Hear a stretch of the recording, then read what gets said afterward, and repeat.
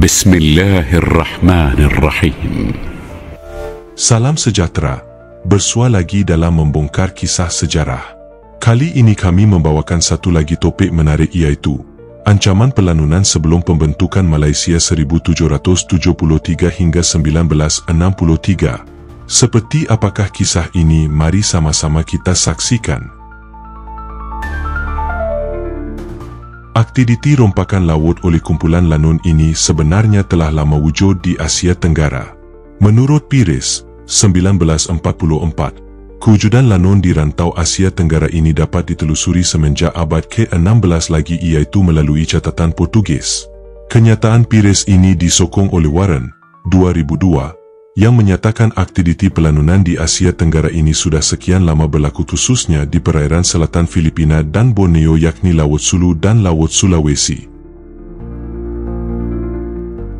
The heartland of piracy in Southeast Asia has been considered for centuries to be in the waters around the southern Philippines and Borneo, especially the Sulu and Celebes Seas. Warren, 2002. Berdasarkan kenyataan Pires, 1944, dan Warren, 2002, ini jelas bahawa aktiviti pelanunan di Borneo Utara bukanlah perkara asing bagi penduduk di Sabah ketika itu. Aktiviti pelanunan yang berlaku di Sabah dikaitkan dengan perkembangan pelabuhan perdagangan yang masyhur di Borneo serta kemunculan Brunei sebagai pusat perdagangan melalui tulisan Pigafetta, Rute 1922. Menurut tulisan pelayaran Abdullah Doij, 1918, beliau turut menggambarkan kewujudan kumpulan lanun, Iranun, di perairan Pahang, Terengganu dan Kelantan yang dikuasai oleh lanun, Edan 1922. Menurut beliau, kawasan yang dikuasai oleh kumpulan lanun ini bukan sahaja kawasan di sekitar Borneo Utara, Brunei, dan Sarawak, malah kapal-kapal lanun ini mampu berlayar sehingga ke Selat Melaka, Singapura, dan Teluk Bengal. Pergerakan kapal kumpulan lanun ini juga didorong oleh kekuatan angin monsun yang menolak mereka untuk berlayar. Walau bagaimanapun, kewujudan dan situasi sebenar aktiviti pelanunan di Borneo sebelum kedatangan kuasa kolonial tidak dapat diperincikan dengan lengkap kerana tidak ada penulisan awal yang benar-benar memfokuskan kepada aktiviti pelanunan di Borneo, dan yang ada hanyalah tulisan-tulisan bersifat sepintas lalu. Tregoning, 1958. Menurut Tregoning, 1958, perincian mengenai aktiviti pelanunan ini banyak dilakukan oleh James Brooke menjelang tahun 1842 melalui penjelajahan beliau di perairan Borneo. Menurut catatan beliau, aktiviti pelanunan tersebar luas di kawasan pantai timur yang dikuasai oleh orang-orang Ilanun dan Balangini. Terdapat beberapa kawasan di Sabah yang dikenal pasti menjadi titik fokus apabila isu pelanunan di Sabah dibincangkan, iaitu kawasan Sungai Kinabatangan, Pandasan, Tempasok, kawasan persisiran Teluk Marudu, Tungku dan Semenanjung Unsang. Urait 1977, Tregoning 1958. Kapal-kapal lanun ini menghala ke hulu dan hilir dan menyerang apa-apa sahaja kapal yang ada di hadapan mereka, sama ada kapal penduduk tempatan maupun kapal milik pedagang Eropah. Edan 1922. Bukan itu sahaja, mereka juga akan menyerang perkampungan yang dilalui, khususnya perkampungan yang dilihat tidak memiliki kawalan keselamatan yang ketat. Kesinoniman wilayah Sulu Mindanao dengan aktiviti pelanunan di Asia Tenggara semenjak abad ke-16, khususnya di Kepulauan Borneo, sering dikaitkan dengan dua suku utama, iaitu suku Ilanun dan Balangini. Suku Ilanun dikenal pasti berasal daripada Kepulauan Mindanao, khususnya di Balabagan dan Teluk Ilana, yang bertutur dalam bahasa Maranao. Suku Ilanun yang juga dikenali sebagai Iranun, Ilanun atau Lanun merupakan kumpulan pemburu hamba yang sangat digeruni.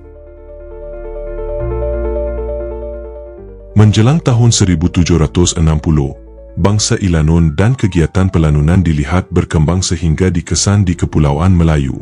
Warren, 2002. Tempoh masa antara penghujung abad ke-18 sehingga dekat pertama abad ke-19. dikenali sebagai Zaman Kegemilangan Ilanon. Pada masa yang sama, suku Ilanon merupakan antara 3 etnik Muslim terbesar di selatan Mindanao. Menurut Majul, 1978, dalam tulisan beliau yang bertajuk Muslim and the Philippines, Lanon yang paling handal dan digeruni adalah Lanon daripada suku Ilanon. Kegiatan mereka adalah merompak dan menangkap golongan lelaki untuk dijadikan hamba kepada golongan pembesar di Sulu dan Brunei. Suku Ilanon memainkan peranan penting dalam pengembangan kuasa perdagangan dan politik Kesultanan Sulu. Melalui kepakaran dalam pelayaran, aktiviti pemburuan hamba sekaligus menjadi pembekal hamba kepada kesultanan tersebut.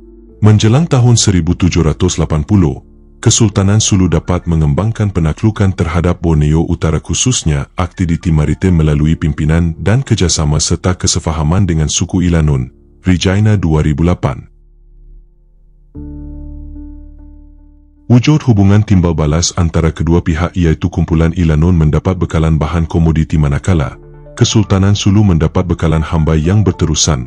Rute 1922, Ramli 2004, Klein 2004, Abdul Rashid Ramli 2020.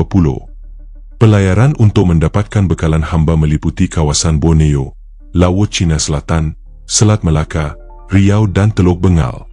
Sasaran utama mereka adalah kumpulan nelayan, kapal dagang, perkampungan di pesisir laut maupun sungai. Selain itu, mereka akan memburu di kawasan Teluk Makassar, Laut Banda di New Guinea dan Molucas di pinggir Jawa. Selain Ilanon, suku Balangini turut terkenal dengan penglibatan mereka dalam aktiviti pelanunan.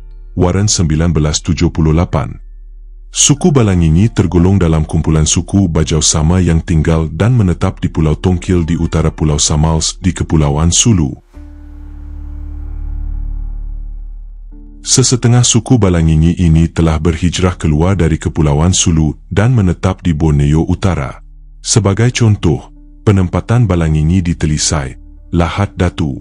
Menjelang abad ke-19, kawasan penempatan ini dijadikan sebagai kawasan persinggahan mereka ketika melakukan pelayaran yang panjang dan melakukan aktiviti pemburuan hamba. Dalam pada itu, pekerjaan sebagai pemburu hamba ini diangkat sebagai sumber pendapatan mereka. Warren 1979. Kegiatan pemburuan hamba dan pelanunan ini dilakukan bergantung pada pergerakan angin yang akan memberi pengaruh kepada pergerakan mereka. Hal ini kerana angin monsun pada bulan Mei sehingga November akan menolak kapal mereka ke Borneo Utara dan kembali ke kampung halaman antara bulan Januari sehingga Mac. Bagi memastikan keselamatan mereka dan untuk tujuan pertahanan, kapal Balangini ini akan melalui kawasan berbakau dan berbatu agar mereka sukar diserang. Walaupun aktiviti pelanunan ini dikaitkan dengan sistem sosial suku Ilanon dan Balangini, namun penulis juga bersetuju dengan pendapat yang Warren 1975 bahawa kerancakan aktiviti pelanunan ini juga didorong oleh pergolakan antara penjajah Sepanyol dan komuniti Sulu. Aktiviti pelanunan ini dilihat sebagai tindak balas daripada peluasan kuasa penjajah. Suku Ilanon dan Balangini memusnahkan bandar-bandar di Filipina dan menjadikan mangsa tahanan perang mereka sebagai hamba. Mereka yang menjadi tawanan ini merupakan individu yang bukan sesuku dengan suku Lanon. Telo 1899. Bagi mengelakkan aktiviti pelanunan semakin bermaharajalela, Kerajaan Sepanyol di Filipina kemudiannya telah melancarkan serangan ke atas wilayah selatan Filipina pada 19 Ogos 1860 dengan menghantar 17 kapal parang. Tujuan serangan tersebut adalah untuk memusnahkan penempatan suku-suku Lanon di selatan Filipina. Serangan balas tersebut membawa kejayaan kepada Kerajaan Sepanyol untuk menguasai sebahagian kawasan kecil di selatan Filipina. Telo 1899. Kemusnahan penempatan kumpulan Lanon di wilayah selatan Filipina kemudiannya membawa kepada kerancakan aktiviti rompakan laut. Pada masa yang sama, ia juga dimungkinkan lagi dengan kelemahan kuasa Kesultanan Brunei pada abad ke-19, urait 1970. Serangan demi serangan dilakukan oleh kumpulan Lanon di perairan Borneo membawa kebimbangan kepada para pedagang Eropah yang menggunakan maritim sebagai laluan perdagangan. Melihat senario pelanunan yang mendesak ketika itu, pedagang Eropah mendesak agar kerajaan Britain mencari penyelesaian kepada masalah pelanunan di Kepulauan Borneo untuk mewujudkan suasana perdagangan yang lebih baik, khususnya perlindungan daripada lanon-lanon Ilanon dan Balangini. Sebelum kedatangan British North Borneo Chartered Company (BNBCC) di Borneo Utara pada 1881, telah ada beberapa cubaan pedagang British untuk mendirikan penempatan di Borneo Utara, yakni oleh Alexander Dalrymple melalui East India Company di Pulau Balambangan pada 1773, Howard 1970, Hamdan dan Shahrin 2016. Walau bagaimanapun, penempatan ini tidak mampu bertahan lama apabila ianya diserang oleh Lanon pada tahun 1775, Kepel 2009 Tregoning 1954. Semenjak itu, tidak ada sebarang usaha untuk mendirikan penempatan baru di Borneo Utara sehinggalah 1870. Selepas kedatangan British North Borneo Company (BNBC) pada 1881, pelbagai usaha dilakukan untuk membanteras aktiviti pelanunan ini. Menjelang tahun 1886, F.G. Callaghan, iaitu pegawai magistrat di Lahad Datu, terus diancam oleh serangan Lanon dan serangan juga dilakukan terhadap kapal HMS Zephyr, Tregoning 1958. Sebagai tindak balas kepada serangan tersebut, Tri Aceh selaku Gubernur Borneo Utara telah melancarkan serangan terhadap 3 penempatan Lanon di sekitar Pulau Omadal, sempurna pada tahun yang sama. Dalam serangan tersebut, 30 bot dan 3 kampung mengalami kemusnahan. W.B. Purser yang merupakan ejen konsulat di Sandakan, 1878, turut memberikan pandangan beliau mengenai kegiatan pelanunan yang berlaku di Borneo Utara ketika kedatangan awal BNBCC ke Borneo Utara. Menurut Purser, Borneo Utara merupakan wilayah yang dikuasai oleh kumpulan Lanon sehingga menghalang aktiviti perdagangan. Penduduk di wilayah tersebut juga berusaha untuk tinggal jauh ke kawasan pedalaman untuk mengelak daripada bertembung dengan kumpulan Lanon. Menurut beliau lagi, ketika beliau tiba di Sandakan, hanya sebuah perkampungan kecil yang beliau temui, dengan kedudukan yang terpencil dan jauh daripada laluan utama kerana laluan tersebut seringkali disekat oleh kumpulan Lanon. SSA, Purser to Gardiner, Labuan, 5 Jun 1880, Tregoning 1965.